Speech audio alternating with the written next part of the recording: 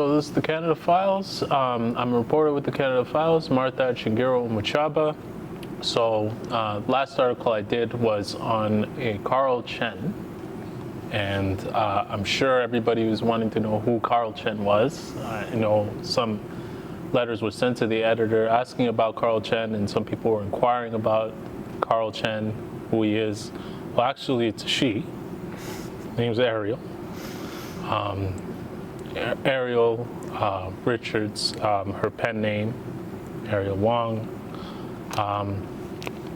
and it's her married name now, correct, right? Yeah. My name is, on the internet, I use Ellie Wong at LinkedIn. Ellie Wong? Eleanor Wong, that is my legal name. And I've used the name as an artist and a writer for a long time, and that I have a pen name. Okay.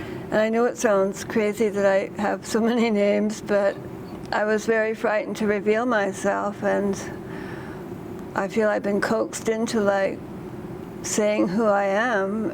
And the reason is not because I want people to think that I'm a Chinese or a guy, but just really fear of having even more government harassment for talking out about my problems here.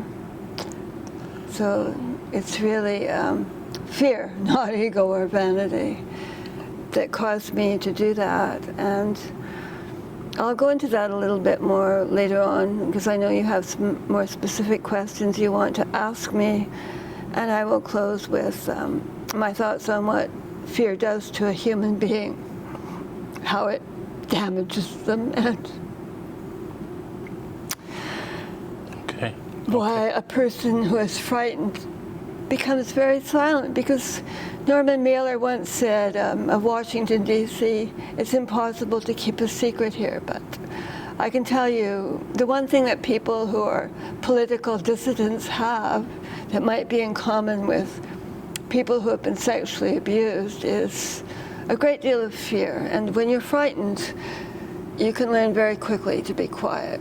And I just feel I've got nothing left to lose anymore in talking out. So it's almost like these people that induce fear, it goes so far that why not talk out? As we can see, our world is darkening in the Western democracies. And that's why I'm talking tonight. And I will be clearer as we go on, because I know you want to ask me some specific questions, so. Okay. Back to you. Okay. And thank you for giving me this opportunity to talk to people. Of course. There is this push to get you to talk about your story, but it's very important that people know what has happened.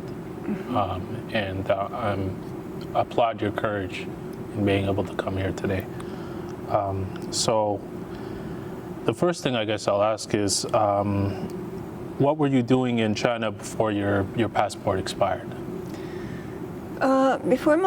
Ironically, I come from a travel family. My father worked for Air Canada. He worked for the Canadian government, and ironically, the story is full of irony. He was a great supporter of the first Trudeau. My father gave money to Pierre Trudeau. He was a loyal Liberal Party member. He did thousands of hours of community work.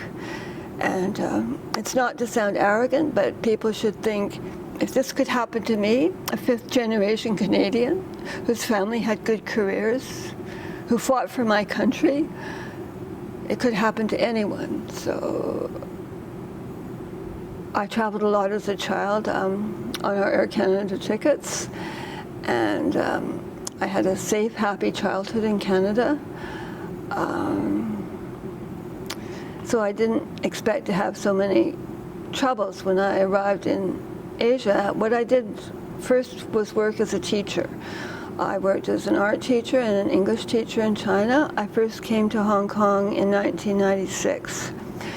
I came here several times before the year 2000. And then I went to live and work in China, in Shenzhen mostly, but I would do summer and winter camps because it would fit in with being an artist as well. I would make paintings and art. I've had art shows in Canada and in England, so I'm basically an artist and a writer. And then I went to be a teacher in Asia. So, do you want me to say anything more about that? Well, yeah, so you were a teacher, I guess, up until that fateful 2018 when you had to... In 2018, I wasn't teaching. I was living in Shenzhen in 2017 with a friend of mine who was a businessman and his wife in quite a nice house in Shenzhen. The housing is a lot better there, and I was fairly happy. I wasn't earning a lot of money, but I was with good friends, and I was doing okay. I had a happy life, although I wasn't like, I didn't have tons of money that would qualify me for coming to Hong Kong and ending up having to deal with the rentals here and the much higher prices and not knowing so many people. But yeah, I was doing okay at that time period. Okay. Teaching and making my art. I only would help my friend a few hours a week, and I lived in a beautiful home there. And of course, teaching in Asia, you have a lot of ups and downs, so you live in all different types of settings. But Okay. So I assume, basically, I like living in China. Okay, so I assume you were using a work visa for teaching. That was the last visa you were using on the mainland? Okay, if we want to go into that, I really only had two types of visas because I have been reckless in some ways in my life, but in other ways I've been cautious, and I could see teachers when they went to work, maybe in China or other countries, they would tie their visa to their money, to their housing. So if one thing went south, everything would go and they'd have to leave after a while. So I like to enter on either a travel visa or a business visa, which were easier to get before the Olympics. So this is what other teachers, I knew a lot of teachers in China, and we would exchange information on how to do things. And people in Shenzhen, we would come to Hong Kong to get things renewed because it was simpler than going through more of a bureaucracy in Shenzhen or Beijing. So things are a little bit like irregular, but I mean, that would be the custom of people there. And Shenzhen is a freer city. It's a special zone, so that was okay. All our friends there, our Chinese friends knew that. And come to Hong Kong, get your business visa, go back. And Okay, okay. So I guess you've been doing that regularly. So when was the first time you did it, and how many times did you do it before you ran into problems? this is important to do with my passports and visas, like how easy it had been. When did I come to Hong Kong first to renew my visa for China? Because maybe the government wants to know this. It was in 2001. I came from Shenzhen. A lot of people did that, renewed in Hong Kong. Okay, so it was 2001, and then you did it how many times after that? I think the longest I had it for would be 6 months. Okay. I forget. Because they would change every few years, you know. Oh, okay, so you had to do it many But times. the important thing for immigration to know is that I crossed the border more than 100 times successfully. I mean, even immigration was impressed. They said, "You've never had a problem before." No, I never had a problem before. And when I say 100 times, I'm being very conservative because that would mean 50 times I went into China and back. I think maybe I might have done it up to 100 times, which would be a few hundred times entries and exits. And I would, once or twice I went to other areas like Taiwan, India and Nepal during that 25-year period that I was going to China. I never had trouble, like as a Canadian. I was always scrupulous with my documents. I would do things very carefully because I didn't want to have any extra problems. So I would even know the border guards, like I just waved to them like that because they'd see me so much. Sometimes I'd go over back and forth in one week, like because I like to work in Hong Kong on my website. at the library here, the business library. Okay. I had a China travel website. Okay. I guess the last time you were able to successfully renew your passport, when was that exactly? Okay, the last time I renewed my passport was something odd happened at this time that doesn't really relate to the Trudeau thing, but I feel I should mention it quickly because it is something a little irregular, because as I think maybe the other people want to know, like in the government. February 2016, I came here to the Canadian Consulate, and I renewed for 2 years to February 2018. Now, I had my first argument there, and I was careful not to argue too much because my first agent there had been quite pleasant, and she had done at least 3 or 4 passports already. One was a very short one while I was waiting for a longer one to allow me to go to summer school around Chengdu. So this agent I liked, and I told her I wanted to change the name on my passport. And she said, well, why didn't you do that before? And I said, well, I did ask you like quite a while ago, after I was married, but you didn't think I needed to do it then. And now I'd had this agent like for maybe more than 10 years, and she brought a supervisor in, and this woman was very abrasive to me, and so I was sort of talking to both of these 2 women because I liked my first agent better. And she said something so strange to me. She said, keep your name like your English name, and I will give you a 5-year passport, and I will waive your guarantor fee. But if you insist on taking your married name, I'll only give you a 2-year passport. And that sounded so odd to me that they were bargaining as well as throwing in a small bribe. It made me want even more to have what I wanted originally. It sounded just weird. So I said, well, I'm traveling with a man like in rural China, and I want to know, and he's a different race, I want to have the same name on the passports. I thought I was being very careful.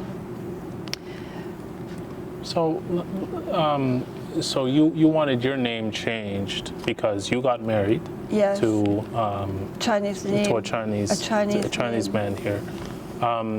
You still married with him? Where is he right now? We're separated now, Separated. but we're still friends. We write every week. Okay.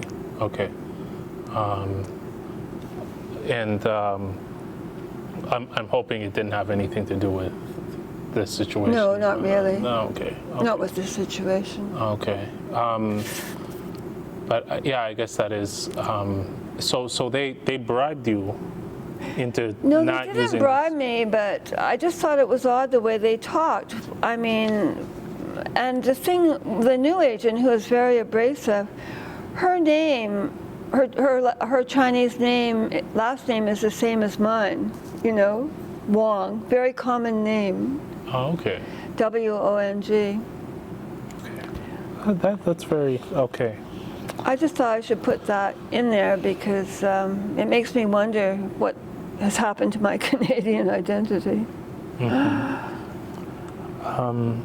So that was the last time, and I guess 2018 was when you started to have problems. Well, 2018, they did give me a passport then from 2016 to 2018. Okay. And then, so you think it has something to do with a biography you wrote. Can you mention what that biography was? It was about Justin Trudeau, correct? What did it reveal about it? What was in that biography? What's the name of the biography? This is about freedom of speech, right? So my passport, I mean, if you think that I've had passports since I was 9 years old, and I've had about 10 passports, and I never had any trouble, In February 2018, I want people to know that I've got specific timelines on these problems on the internet if people want to do more detailed follow-up. Because one thing when I've been dealing with so many lawyers and government bureaucrats, and the lawyers were a lot nicer than the bureaucrats, the Canadian bureaucrats, that is. I'm not criticizing Chinese people.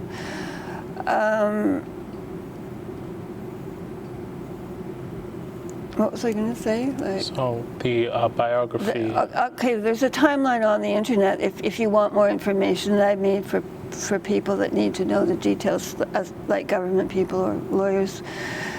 February, the passport was due for renewal, and I went in and I had some trouble right away. They wanted to see proof that I was a Hong Kong citizen, and I said, I don't have to be a Hong Kong citizen to get a Canadian passport. And then, at any rate, to get any more ID, I need to have my passport if you want me to get more papers. So I began having a deadlock conversation in February, and just as I was finishing my book. And my book was published in April, and right away I had publicity from America. Some friends in America wanted to give me publicity on it because they hated Justin Trudeau too. This was a long time ago. They could foresee that there would be trouble with him. So I think that the Canadian government could have known that I was finishing a book, because if I was being watched at all, like as someone like who was a dissident, like a critic of the government, that's not that hard for them to know, because I have many social media accounts, and to a certain point I was very open about my work and what I was doing, because you don't think you're going to get that much trouble, and so you want people like to look at what you're doing, and you're sort of really open and honest. It's not that I'm dishonest, it's just that, again, the fear makes you more quiet, you know, like the prolonged fear and what it does to you. I'll go into that later. I mean, I feel like even my adrenal glands are broken from this. Okay, so the timeline between like me having trouble and this book being published, it's like almost to the exact 1 or 2 months. And then I kept trying to get my passport. I had wanted to get my passport before the book came out. I remember thinking that. I remember thinking, because sometimes I'm clear, like, so I'm thinking I better get my passport, my 5-year passport, before they find out I'm really criticizing the government. So that was my one clear thought then, you know, like, so, I was thinking clearly. What is the name of that biography? It's a 2-part book, and it's really dated now because it's almost 5 years. Yeah. So if you take an interest in it, or anyone, I'd like to edit it. You know, I don't want people to see work that isn't really well done, and it really needs a lot added and a lot edited. It was called Justin Trudeau, America in Danger, like a reference to North America. Okay. And the part 2 of that was called Jihadi Justin. Okay. Jihadi Justin. And there's another 3rd book that I have comical photos of Justin Trudeau wearing like a Cuban dancer outfit. That's called Fake Male Feminism. Oh, okay. And I'm not against men who are sincerely for women's rights or women who are for women's rights, not at all. Like, it goes into, it's called fake male feminism. And so I think many people in Canada may know what I mean by this without me having to go into it. Okay. In detail. After the book was published, how did the consulate start behaving? Well, they weren't behaving too well when it was being published. So. Okay. Well, then I began having the visa problem, you know, because I didn't have my visa, and this is where my website and my articles are called No Passport, No Visa, because many Canadians don't know when you're in a foreign country, if you have trouble, even if your passport's robbed, it's not the passport trouble that will get you into jail. It may be like the visa problem. But again, this is like ridiculous to me because how can I get a visa with no passport? I mean, do they think I enjoy having no passport? Do they think I enjoy never being able to see my friends in China, never being able to see my friends in Canada? Because Hong Kong is a wonderful, beautiful, fun place for people that come here. Many of the people that come here often have package deals. They have their rents paid for them. And there are many beautiful things here. Like I love the ocean. I love the water in Hong Kong, and I love the libraries. And I've been making some good friends the past few years, like mostly women friends who are very supportive. So there are good things in Hong Kong, but I mean, just being stranded here with this colossal problem, it's very stressful. Yeah, I understand there have been problems with social services as a result of your status. Right, well, now first it's a visa problem, so I couldn't even keep fighting to get my passport because I was working on straightening out the visa thing, and I had to go to court. And I actually had some very good lawyers. Like, it was like incredible stroke of luck or good fortune to balance my bad fortune. So I went to court, and in January of the next year, I was like, I was acquitted of anything criminal. So, I mean, if anyone implies that I've done any crime, I would have to defend that. And I have to say, like, all I have left is my good name. And if you take my good name away, what have you left me with? To say that I'm a criminal for not having the right visa, when I've already been to court once, I mean, it's unbearable. The judge was very good. He even was very kind. Like, he said, like, this case should probably not even been brought. Like, how long has she been? He said 4 months, like 4 months overdue. He didn't seem to think it was that bad. And there was no, like, you're going to be thrown out of Hong Kong. Like, he told me what would happen if I ever had the problem again. And it wasn't that serious. I mean, I always had the right to come and go and be in Hong Kong. And if my husband ever came back here, I could apply to be a permanent resident. It was never draconian with the judge. So the legal system here can be very confusing. Like, I sometimes call it Alice in Wonderland legal system because there's so many variables. I mean, the fact I was an older person, I've been teaching in China for 25 years. I had many friends in Asia. My whole life is here, like, you know, like, so I was amazed the court went very well. I was feeling very happy then because my only condition was to get my passport, which I can't print on a printing machine myself. How the hell can I get a passport to get the visa when they won't give me the passport? You see, like, they were trying to get me in trouble again a second time. They just never let up. They knew they'd get me in trouble a second time if they just kept not giving me my passport, because also I can never work. They refuse to receive money from me. On the Canadian website, it says we will receive Western Union. I mean, do I strike you as a stupid person? Do you think that I would have my friends in Canada mailing me money in envelopes? I've kept all the envelopes. I've kept all the records of this. Canadians wouldn't do that, like, when they could have used Western Union through the services of the consulate. This is real malice. So, it's malicious. I mean, I've had zero help from them, zero, because they're creating the problem. So, you did mention you did have to go before a judge, so I'm assuming you you ended up getting detained by immigration at some point. I wasn't ever detained in the sense of going into any type of jail. Okay. So it never went to that point. No. And you never ended up being in They there. wanted to see how things would go in court, and things went well for me in court. Okay. Things went well for me when I went into a courtroom with a judge, and to me, a judge is the highest person in the legal system. Okay. You know, the judge was not honored either.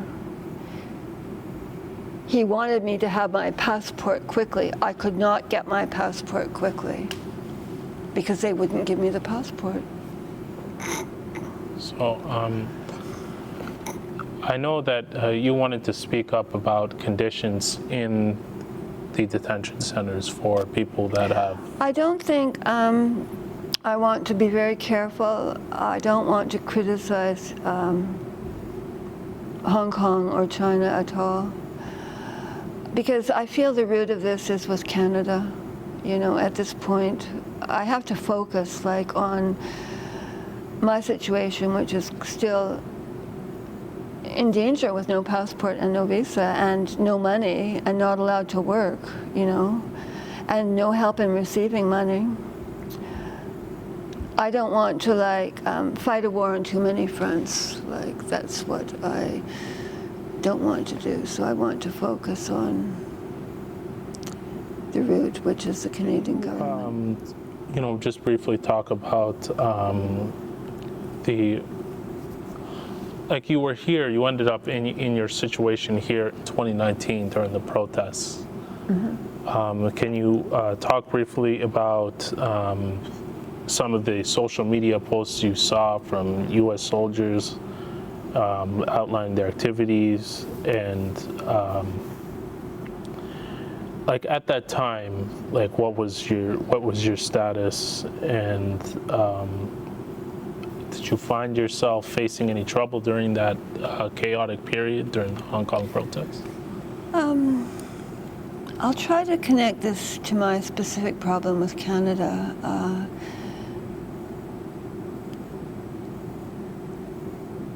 Now, again, like in Hong Kong, like you have these 5 Western democracies, and they're very unified in their opinions here. So, like, it really is surprising to me because on the internet, I had so much support at my Facebook from people in Canada, even people who work for the government or lawyers or even police. Who agree with me, like about Trudeau, and like who are also lead at all these people saying remove Trudeau. Like, I mean, there's hundreds of thousands of people like this talking in Canada. So to a certain point, I would have felt more companionship in Canada. Although things are worsening so much there, I do feel maybe safer in Asia right now, even as bad as my situation is, because so in Hong Kong, though, you have these 5 consulates and they always agree with one another. So in a sense, they have to support Trudeau, especially they define themselves as being for Western democracy, and sometimes against like the government of China. So no matter what Trudeau does, like it's okay because he's one of this group of what they call the 5 Eyes, like these 5 countries. I have a friend here, a nice woman, a Russian, who's married to a British man, and she said to me, why is it these 5 countries always agree with one another, you know, like, because even when you had the Iraqi war, like, there were protests all over Australia and Canada. They didn't want to maybe be dragged into like this war, like following Britain and America, but they're like puppy dogs, like Australia and Canada and New Zealand, they sort of follow along after Britain and Australia. So I didn't really, well, I don't really want to get into criticizing other countries too much either, again, because I'm trying to focus on my own ghastly problem, which is pretty enormous. But there was I did see like a lot of like untruths about what was going on, because when I was a student, I was a protester too, and I had friends and older people that I knew in my family, like, who were for world peace and who went out like to protest for women's rights or the war in Vietnam and things like that. And no one ever like threw things like bricks or Molotov cocktails. I mean, we could even see them on the evening news. Like, I call them balls of fire, and they're throwing out these things like in the air. Like, they were really like, some of them, not 2014 so much. That was more pleasant, but the 2019 it was quite aggressive. Wow. Yeah, I think you had Very mentioned, aggressive. Yeah, you had mentioned them advertising how they were training the kids. Yeah, giving them even cash bows and payments. arrows. Yeah. I read the website. It was interesting because I could translate it into English. Oh. They had levels of fighting. One was like a bows and arrow specialist. My goodness. So, like, I think you had said something about them being able to pick what weapon they would want and then learn Yeah, from there that. was a group of weapons, a group of things. I remember one poster said it's like watching some video game, like a war video game. Well, that was very interesting. That year I was waiting like for things to break with the Canadian government, so I mean, I had a lot of time to do research at the library because I'm not allowed to work or anything, so I tried to keep up on news. And you were able to kind of find the familial connections with this U.S. soldier, and then you found a connection with Tom Cotton and some other. Yeah, it's amazing what you can do when you are given a lot of extra time. I guess your current status in Hong Kong, like, do you know exactly what it is? What is? My current status is, they know that I'm waiting like for documents, and they know that I keep in touch with people, various people, and let them know what is happening or not happening.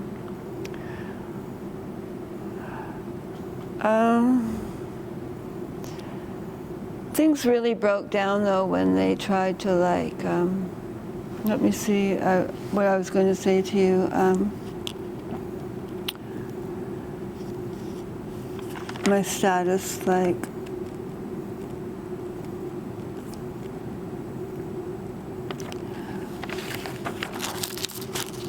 I feel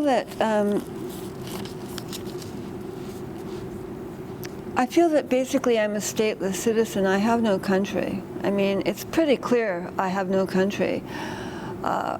For 4 years, I've had no passport and no visa. If I was in a country that defined itself as a country with a federal government, and I don't mean to criticize Hong Kong, but Hong Kong is maybe somewhere like the Vatican. It's not really a country, like with a strong federal government like that. They really picked the right place to screw me over, because if they'd done this to me in India or China or Brazil, I could just go to the federal government and apply for something under the UN, because I have a right to a country.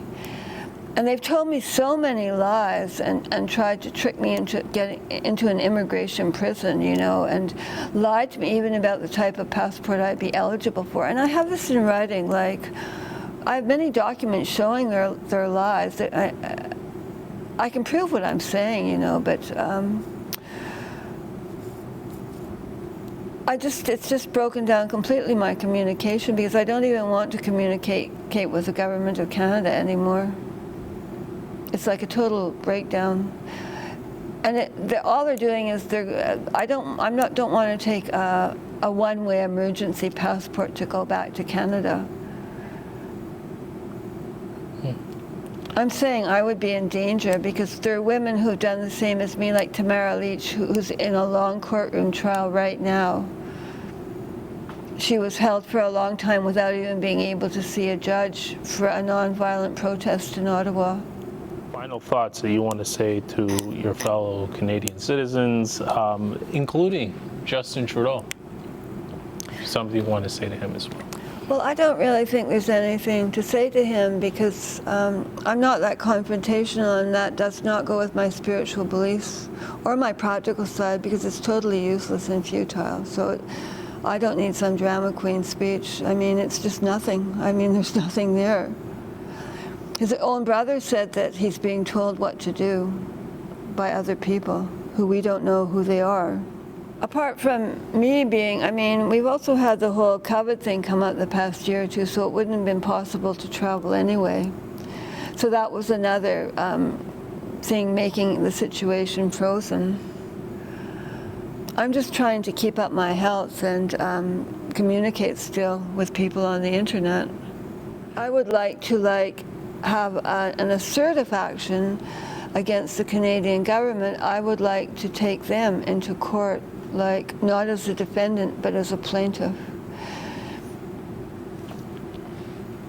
That isn't as crazy as it sounds because now I can see the future, and I think that what Canada is doing right now, I think if America, this is hypothetical, but if America and China go to war over Taiwan, I think Canada will side with America, which would be difficult for people here because they need the consulate to represent them. But this has happened before. I mean, it's happened in World War I, it's happened in World War II. So, if that happened, I don't know, at one level I want to talk about my problems because I don't want to go back to a country where I'm in danger. And as long as he's in power, I'm not the only person who thinks they're in danger. I write to other people on the internet who don't want to, who are working in other countries, who are worried about going back to Canada. I mean, why can people accept that some countries are bad countries, where this happens to people in Africa and Asia, but people from our countries are from perfect, good countries? That, to me, is that not racist? Is that not prejudiced? You know, that countries in Africa could do this to people who are writers? People in Asia could do this to someone who's written books? But it can't happen at all. But it can't happen in Canada. Yeah. That is a good question. If you see me looking sad or angry, you should be happy for me, because that's how bad my fear problem was. My fear problem with the Canadian government is when you have one negative emotion, it just freezes everything and it dominates your whole body. And the thing about fear is that when we're socialized as children in civilization, there's good fear. There's much of fear is good, don't touch a hot stove, don't walk out into the street, don't scream at your teacher at school, but when you have fear like that, it just, and they know this, the government people that are doing these things to you, they know they're frightening you like that. And so when I show a little anger, irritation, like when I was angry about moving the things the other day, I know that my adrenal glands, I'm beginning to repair myself a little bit. And even, I've been feeling a little sad this week, but it's so odd because it's good that I'm feeling more emotions like that, because when you have one negative state, it just freezes the others. Too much anger can make you get you into big trouble, socially, you're anti-authoritarian, anti-police, anti-father figures and all that. So that's too much anger. Too much sadness can make you feel suicidal or depressed. But because I'm into a spiritual practice I began years ago, with government problems, seeing that fear does this to someone, when it's a government problem. Because often you feel no one will believe you either. All the people that go on, oh, Canada is a perfect country, what's wrong with you? You have trouble with the Canadian government? Yeah, of course. So, okay, that was a very good question to sign off on, and with that, we're going to end our discussion. So we're going to have Eleanor's information on what you can do to help and support her at the bottom of the video. So make sure to look at those links and support her in any way that you can. And with that, thank you very much for opening up and talking about your issue. There is definitely a risk. There is definitely a risk with that. So thank you for showing that courage. All right. That's it.